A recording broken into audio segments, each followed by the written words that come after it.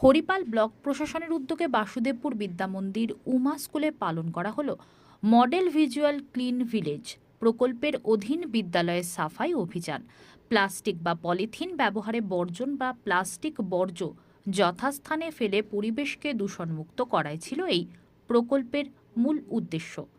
প্রশাসনের উদ্যোগে এই বিদ্যালয়ের সাফাই অনুষ্ঠানে উপস্থিত ছিলেন হরিপালের বিধায়িকা ডাক্তার করবী মান্না, হরিপাল পঞ্চায়েত সমিতির সভাপতি সুচন্দ্রা ধোলে অধিকারী, বিডিও পারমিতা ঘোষ, স্কুলের সভাপতি স্বরূপ মিত্র, প্রধান শিক্ষক ফাল্গুনী মণ্ডল সহ বিশিষ্ট ব্যক্তিবর্গ।